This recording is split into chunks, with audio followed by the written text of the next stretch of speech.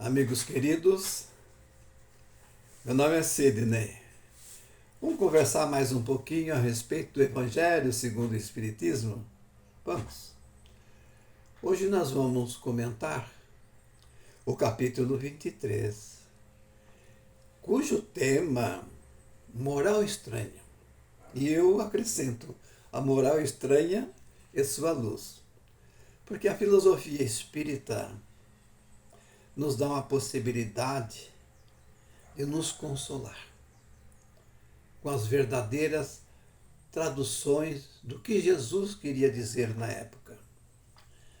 E a dinâmica da filosofia na sua missão é trabalho, é difundir na mais pura essência os ensinamentos que o Rabi de Judá nos passou.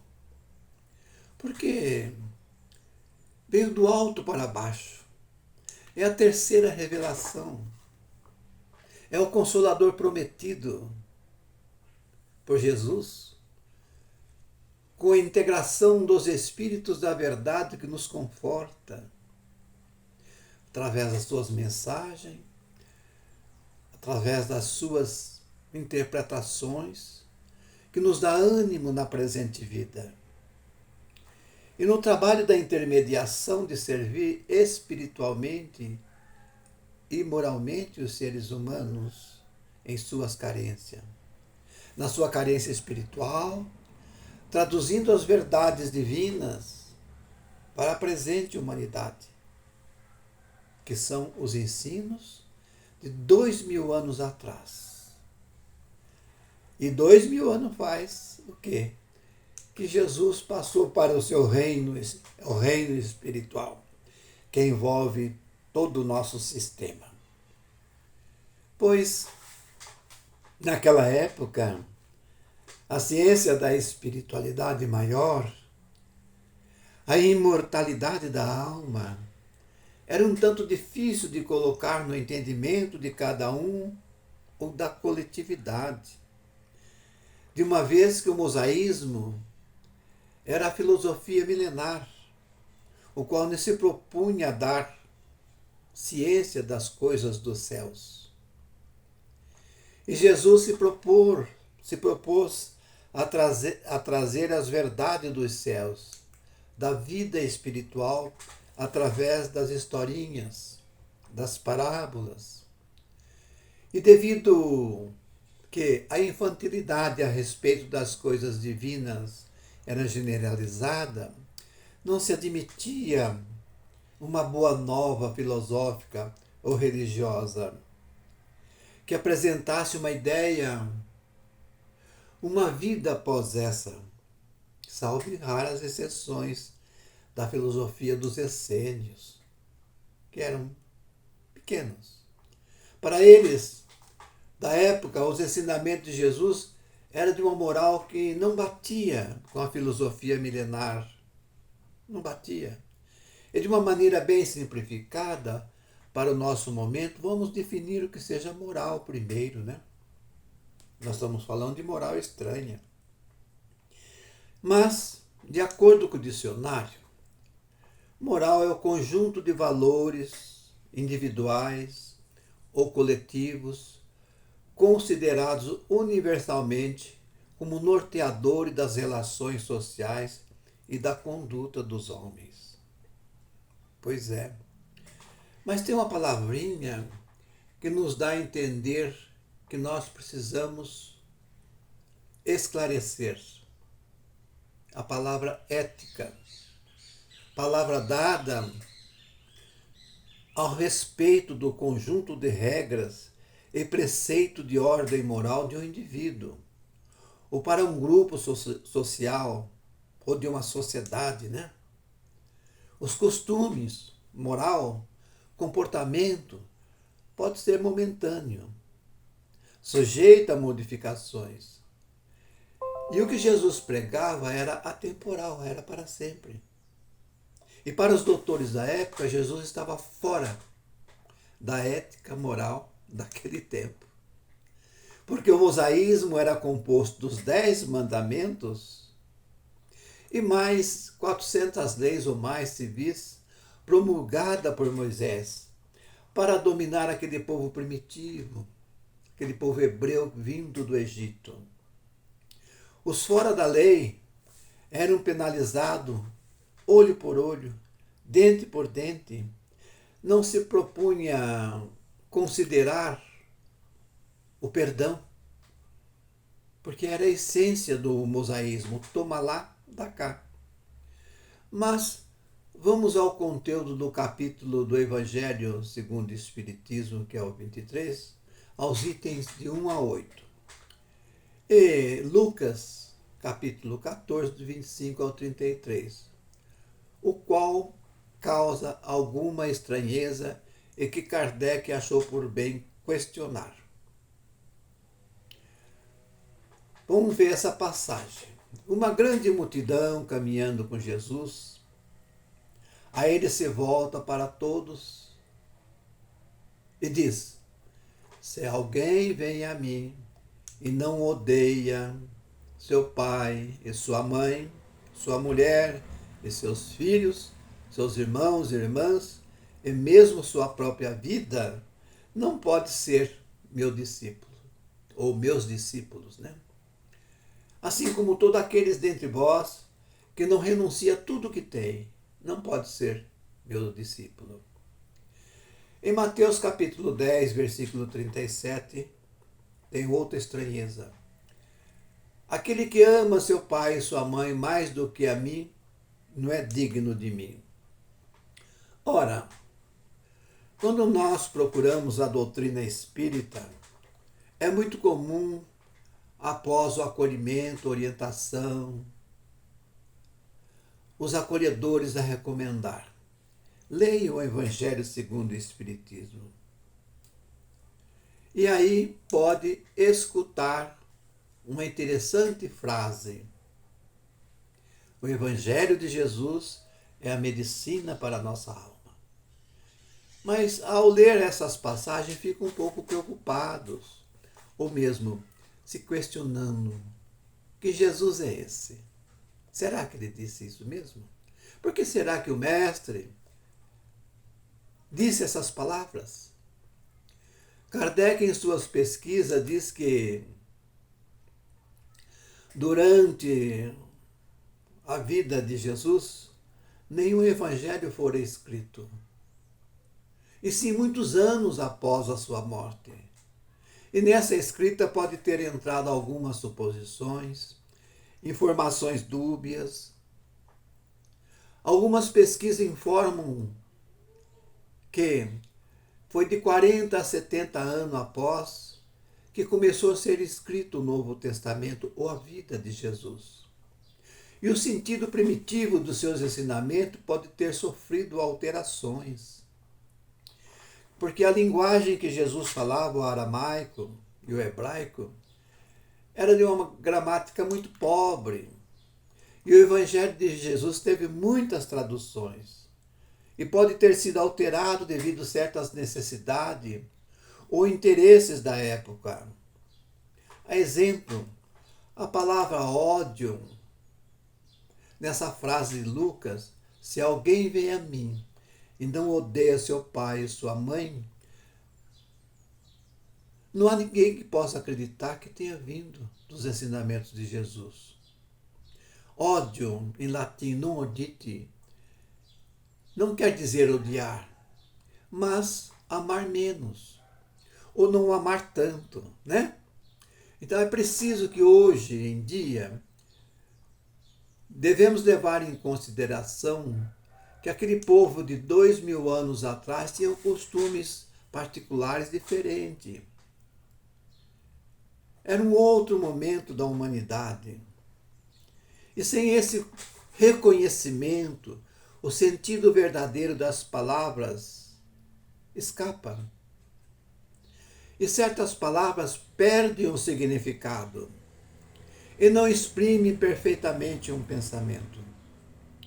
Não podemos nos ater às palavras ao pé da letra, sem levar em consideração o meio o qual Jesus viveu. Por essa razão, precisamos afastar essa palavra ódio como sendo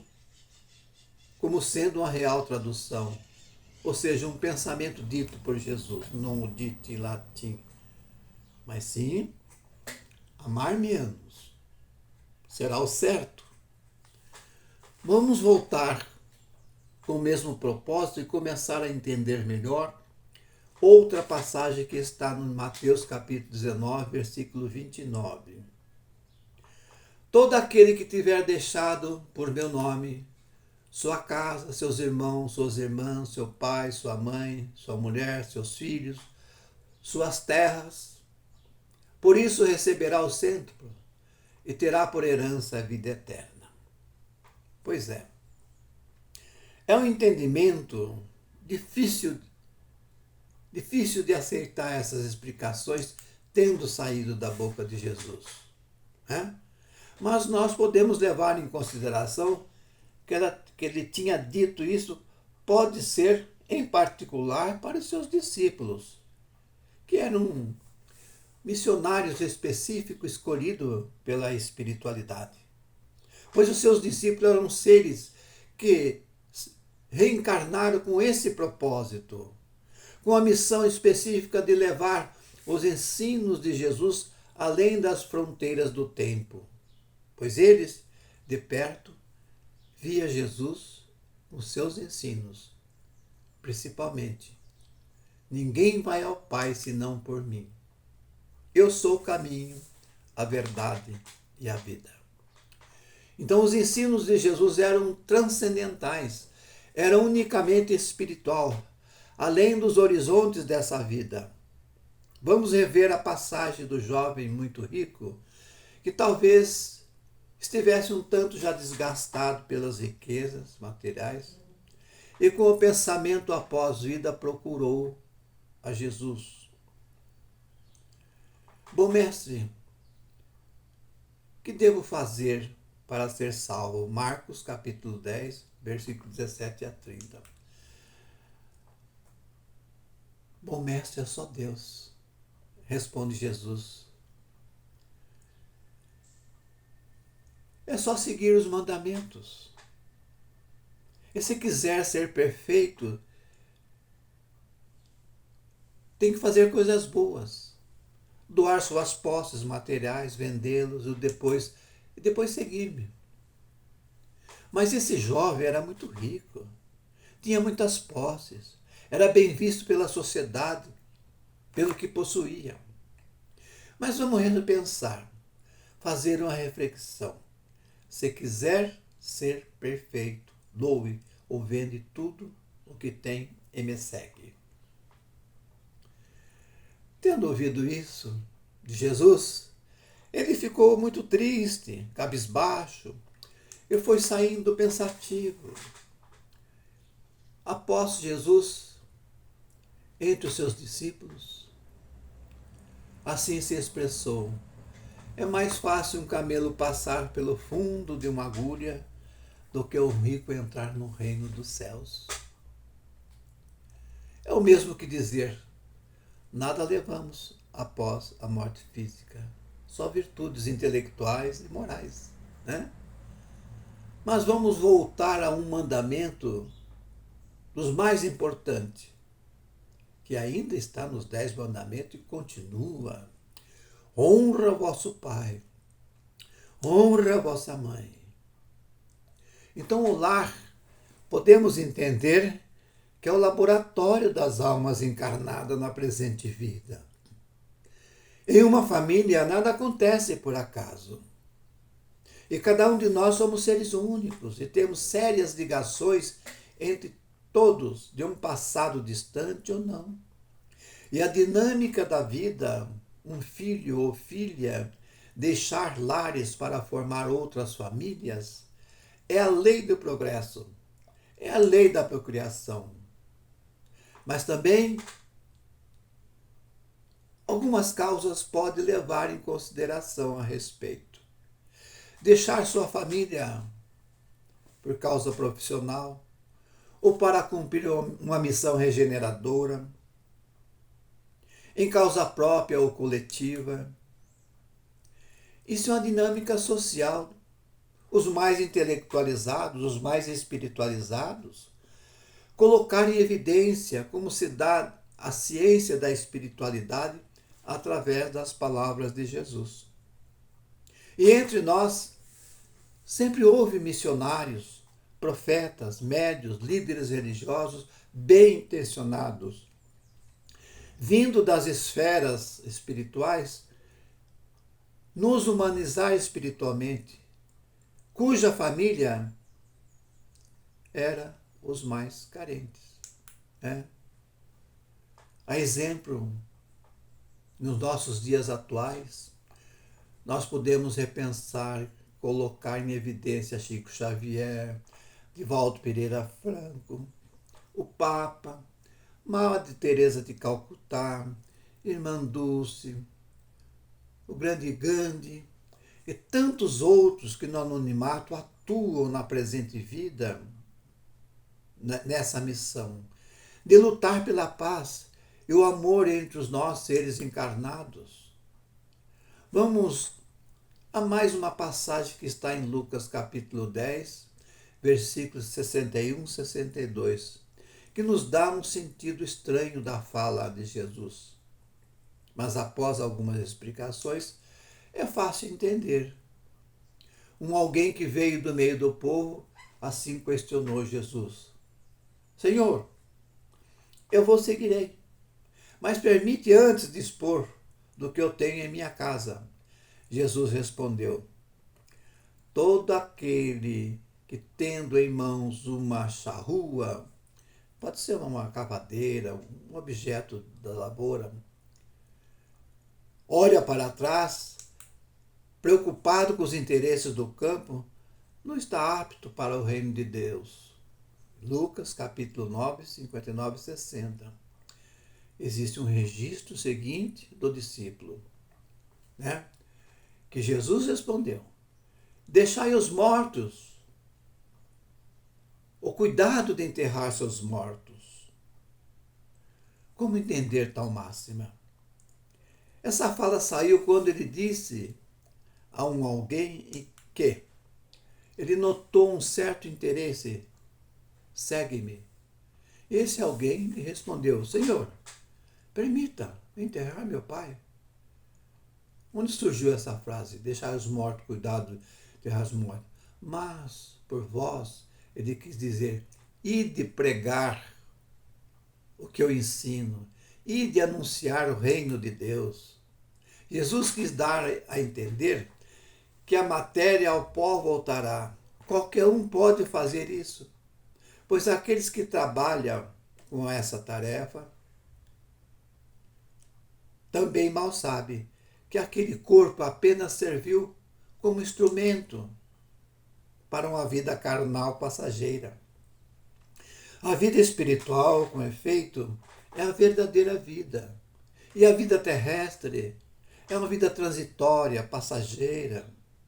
O corpo é uma veste grosseira, momentânea, uma verdadeira cadeia ambulante para os espíritos, enquanto aqui está. Então, naquele momento, Jesus disse aquilo ao homem, é o que ele deveria compreender, e não se inquietar com a matéria inerte sem vida. E de dizer aos homens que a sua pátria não está na terra, mas no mundo espiritual, no céu. Então é preciso procurar nas entrelinhas o que Jesus queria dizer, pois é evidente que o Mestre estava se referindo aos interesses da vida futura, as quais sobrepõem os interesses da vida material. Como, por exemplo, na vida material, censura-se um filho ou filha após deixar seus pais para formar uma nova família. O mundo está cheio de separações, das mais penosas possíveis, mas necessárias. Hoje em dia, com o processo expiatório, falhas do passado É preciso coibir certos relacionamentos que podem terminar em perda de vidas. Mas existem separações ou afeições que não são quebradas pelas distâncias, mas pelo reconhecimento das necessidades em família. O reconhecimento que não deu certo, mas se entende nessa postura ao mudar de relacionamento. E assim não quebra o mandamento de honrar pai e mãe. E assim nós vamos entender uma passagem que está em Mateus capítulo 10, versículo 34 a 36. Não penseis que eu vim trazer a paz sobre a terra. Eu vim trazer a espada, mas eu vim trazer a paz. Mas a divisão ou a espada. Né? Porque hoje em dia, com a filosofia de Kardec, nós poderemos entender melhor que Jesus foi o espírito mais perfeito que por aqui já passou. Ele foi a personificação da ternura, da bondade, da doçura. E nesse atual planeta de provas e expiações, o espírito por aqui lotado, os espíritos por aqui lotados não são de uma boa categoria. Aqui o ambiente é de muitas provas, expiações, de muito aprendizado, de volta ao passado para refazer. Nós pertencemos já ao reino dos céus. Somos filhos de Deus, como seres imperfeitos ou incompletos, né? Falta muito para atingir uma certa perfeição. E quando Jesus disse, sedes perfeitos como o vosso Pai é, será preciso muitas vidas, muitas misericórdias de Deus, muito trabalho para a nossa construção interna. E o nosso maior aprendizado está mesmo em nosso relacionamento terreno, tanto social como com a natureza que nos cerca. Devido às nossas imperfeições, é por aqui que vamos encontrar muitas coisas novas, porque o progresso espiritual é infinito, imaginário para nós. Imaginemos se formos repensar só nessa afirmação. Não se turbe vosso coração. Na casa do meu Pai existem muitas moradas. E a ciência dos homens hoje nos comprova que existem milhares de outras galáxias e milhões de outros planetas. Então, quem somos nós? Em resumo, somos seres de busca, sempre buscando, ora errando, ora acertando, e assim burilando o nosso estado emocional no momento e burilando o nosso estado espiritual. Termino aqui minha gratidão a todos, pedindo, compartilhem esse tipo de pressão que é muito interessante para quem é simpatizante da doutrina espírita, para que eles possam entender o Evangelho segundo o enfoque espírita. Meu muito obrigado.